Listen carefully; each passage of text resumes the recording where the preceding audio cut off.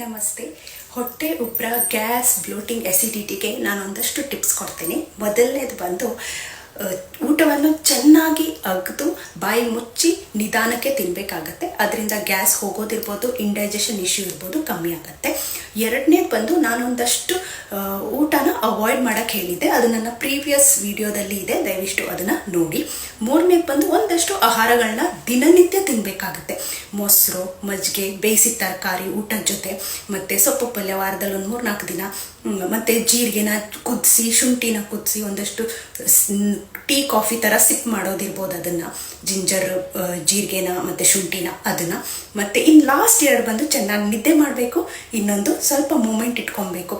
ಬೆಳಗ್ಗೆ ಒಂದು 30 ನಿಮಿಷ ಎಕ್ಸಸೈಸ್ ಮಾಡಿ ಇಡೀ ದಿನ ಕೂತ್ಕೊಳ್ಳೋದು, ಇಲ್ಲ ಅಂದರೆ ಇಡೀ ದಿನ ಕೂತ್ಕೊಂಡೇ ಇರೋದು, ಮೂಮೆಂಟೇ ಇಲ್ಲ, ಆ ಥರ ಮಾಡಬಾರ್ದು. ಪ್ರತಿ 1 ಅವರ್ಗೂ ಒಂದಷ್ಟು ಮೂಮೆಂಟು, ಊಟ ಆದಮೇಲೆ ಮೂಮೆಂಟ್ ಇಟ್ಕೊಳ್ಬೇಕು.